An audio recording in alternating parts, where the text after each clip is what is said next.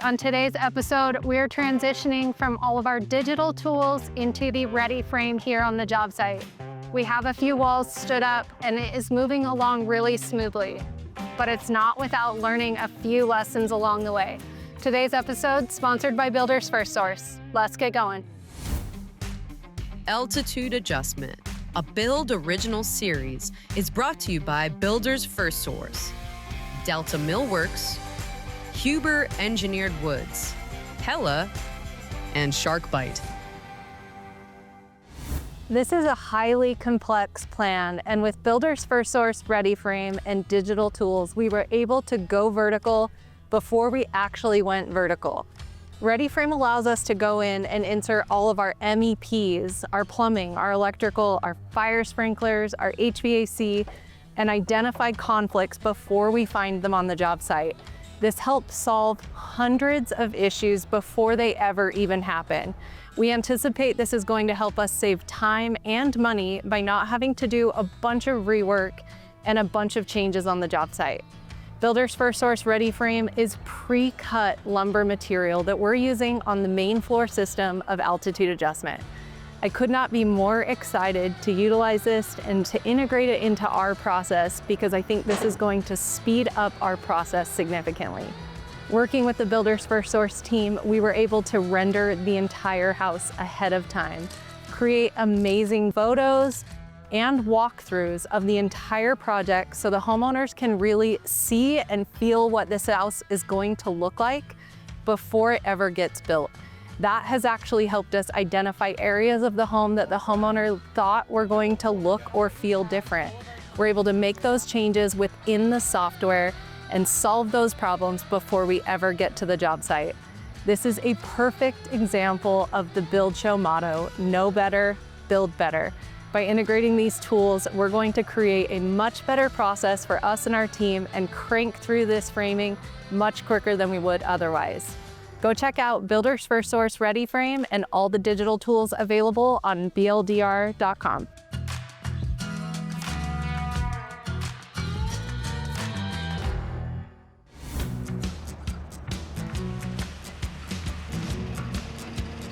So we've made it out here to the job site. The last episode, we were in the office, and Justin, you and I were talking about the digital tools and what we used before we ever got to this point. Yeah. So we're out here and we're going vertical, right? We're going to put everything to the test, which is exciting, always going vertical, especially for us home builders. But now we're going to apply the technology, right? The modeling, all the collision detection we did, and we're going to put that to practicum now. And we're actually out here framing today. So yeah. So we just want to kind of show that and kind of go, okay, we've been through the pain of all the pre-con, all the due diligence work we've done. And now we're gonna prove it out, right? So yeah, so those are all the things that you guys saw in that last episode that we walked through, all the MEPs, getting that integrated into the model, learning just the structure of the house itself, trying to understand how it was designed and how we could better build it to make things go smoother in areas. We were able to solve a bunch of problems before we ever got to the point where we're framing. And then today we're here starting to put up ready frame walls and see this house start to progress. So going vertical before we go vertical was the whole exercise we've done.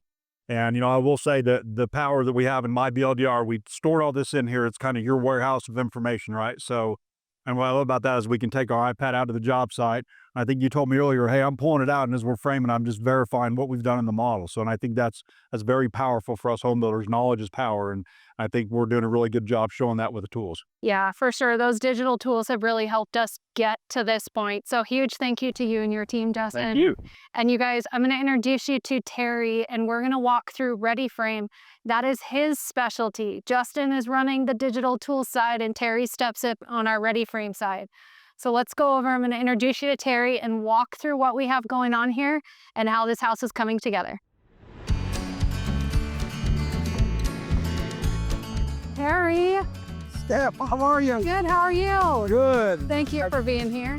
Thank you very much. What an awesome job site you have here. I know, it is so beautiful. Yeah, absolutely. We're happy to be up here and now finally transitioning from all this time we've spent in the office building this digital model to actually seeing it come to fruition and lumber being cut and here on the job site. Yeah, those digital tools have really helped us advance the framing process on the job site by catching these minor errors on the front end so that we get to the job site on the back end. We can move through these things a lot faster. But it's really good to see this finally come to fruition for you after all this time. I know. And, I kind of anticipated early on that we would probably run into a bit of struggles. Like, this is our first time using ReadyFrame. We've done a really small project before, but nothing to this scale. Yeah. This is also, I would venture to guess, one of the more complex homes that you guys have done out of ReadyFrame. Yeah, there's a lot of detail here, Steph, and it's so important when we get to these custom jobs that that line of communication has to be, we have to be in sync with each other, right? So that what you know is going in that house is what we're designing to go into that house. Otherwise, we run into modifications that have to be made on a job site. We got a couple here, unfortunately, but it happens. Yeah. But with ReadyFrame, we're still able to do some modification and get things moving for you. Yeah. But we're still looking for time savings here. Yep. Time savings and waste and optimization of material. So Yeah, that's a big deal. Let's walk over here and check out this wall. okay. We've seen a lot when we watched the Risinger build. We saw a ton of just great walls that got built real quick, stood up real fast, and things moved really speedy. On this job, we have a lot of rake walls. We have a lot of different heights of walls and different things. So it's been more complex, but I think that's one of the things that I loved so much was when we started this. This was our first wall we built this morning. And it was cool to be able to see all the detail that you guys put in for future beam pockets, for our ridge beams that we have. There's been a lot of thought that went into how it was designed, how it was cut, and how it was built. And I know you guys have put a lot of energy into perfecting that process. Yes. As we continue to work our processes, the really cool thing about this wall is the complexity of it, right? You not only have a very large door in it, but then you also have a roof on it. So we actually had to cut these sill cripples at a rake angle. Yep. We're able to do that in our shop because we know exactly what all of those angles are. So if you go up there and you put a square up beside each one, they're going to be spot on for you, which is really good. Yeah. And not only is the header marked, but marked as well. So you know when you have those pieces in there at the right angle and the proper stuff. So you can get this wall squared up. Yeah, speaking of angles, we did some things on this house that we haven't done in the past, but Matt's done them many times, and a lot of builders we've seen have started to do this, which is cut all of our windowsills on a slope. Yes. So it's a little bit hard to see. You got to get down here, Steph, and see this. But if you look down here on them, you can see we've cut a 5-degree angle onto this windowsill for you to give you that slope out in case there's ever any water intrusion at all. And I know that you talked about that in the basement video you did, right? Yep. And we actually had to go back and take care of a couple of them. But we did this in the shop, put it right into the design. And so when it comes out, we got everything right for you. It's just real important that the framers understand this as well. So when they come out here, they're not just grabbing pieces and putting them in, thinking maybe it's a sill cripple, that this piece is actually cut for a purpose. It's cut at that angle. So it's real important. Yeah, that was one of the things that we started this morning. And I think that was a huge help for you guys to walk through with the framing crew and say, when you start laying these walls out, all of the printed lumber goes up. And this really kind of solves a lot of problems by just laying it out in the correct order. So I know we have one over here that you've started to lay out. Yes. And this is a perfect example. All the print is up. That's correct. So we can see exactly where everything goes. We do have a few walls here that we just started rocking and rolling, and some of them are up and some of them are down. Yes. But this is a perfect example of when you cut that bundle open and lay it out, if you're laying this lumber out correctly, it makes this all really easy to understand. Yes, that's exactly right. So as you're laying this out, Steph, if you come back here and look, you put the material so that it's facing up like this. All the markings here are nice and clear. And now this has the different marking here of 116.5. 116.5 here. It's telling you that it's a king stud. You're just matching pieces up together. And this is our bottom plate for the exterior wall. 240. Yep. This is the king stud for 240. So we know we have all the right parts and pieces. So now the framer, it's faster for them because they just start putting pieces together. Yeah. And once they understand that and start moving from wall to wall to wall, that's where you as a builder, you gain that efficiency in time and in energy that's going into this project, and it's much greener because your lumber's already been optimized. Yeah, that was one of the things I learned this morning as we were starting to lay it out, is the bottom plates actually have the heights printed on them as well, which is a huge deal when you have walls that are raked walls, when you have walls that have varying heights, or even in this case where we have 2 jack studs and a king stud. These are different heights. Yes. And it's really easy to just grab one and start nailing things together. But this, we don't have to cut anything. This is gonna tell us this stud is 116.5.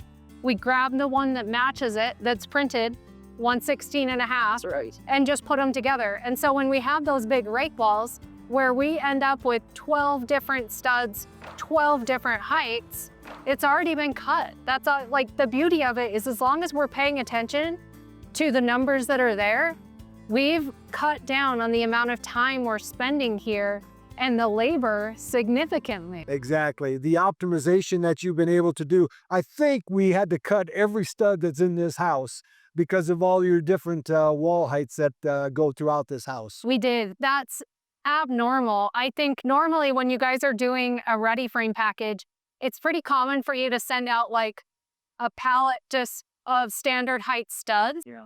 But in this house, not one stud in the entire house is a standard height. Yeah. So we had to cut every single stud. We almost had to hand pick every piece of lumber that went in here. So you're going to have a little bit of crowning in your studs maybe, but for the most part, these are going to be pretty much all hand selected. Where when you build a traditional house and you get a unit of 104 and 5/8 studs that are all pre-cut, you're going through there and you're crowning, you're looking, you're culling through a lot of material. That's typically how it's done on the job site. Yep. And it's okay, but in this particular case, because of the customization that you have going on in this house, we have all these studs that have gone through our machine. So when we do that, in order to market, we need material that doesn't have warps, it's not twisted. We got to have that material. Now, we're still able to optimize. If we had some warps or twisted like that, we would still use that and kind of for blocking. Yeah, that's a great point. This is something that we learned today over here on this job. Now, when we originally started working through this, as you can imagine with a home of this complexity, we went through a window order like 12 revisions. And on this case, we had a couple windows that ended up changing.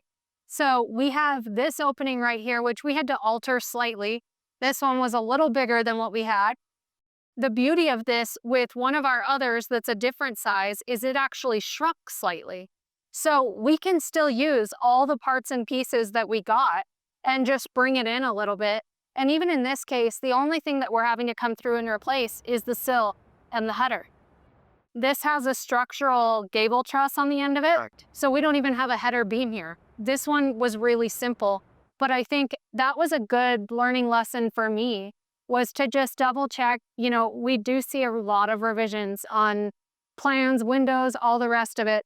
And that was something that was a good reminder for me in the future on the next one, just to make sure that I have the correct window order that we're using in there.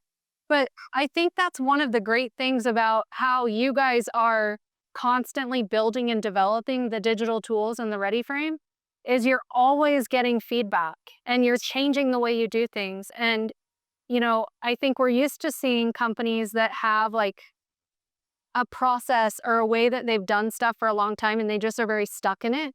Builders FirstSource is very, very open and wants to include and collaborate with the builders that are using the tools, That's right. the Ready Frame. And that makes me, as a builder, feel a whole lot better about continuing to innovate and try new things with a company like Builders FirstSource. Yes, you know, the technology that is out there and available, you have to make this so that it's more marketable to a larger grouping, right? So a builder like yourself that uses construction science in order to put these houses together, how can we help you utilize that technology? Because you can't necessarily go out and buy a truss facility. You can't go out and buy a ready frame facility. It's just cost prohibitive at some point, right? So if we make those tools available to you and help you understand them so that you're asking the right questions, that's the key, right? It's just like you explained here on this window. It's in the details, right? So if you know what questions to ask and how you want it designed, that's the final approach in order to making this thing run as efficiently as it can.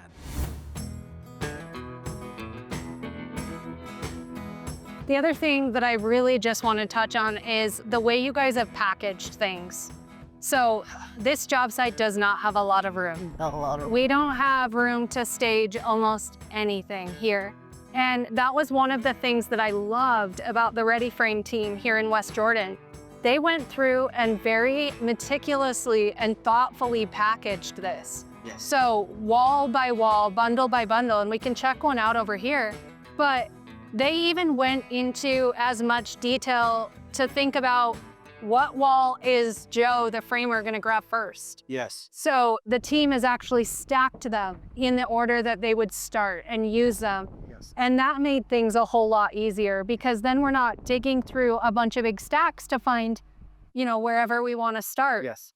And we've talked about the Ready Frame and we've seen it a lot, but it's just another testament to how they're bundling these things.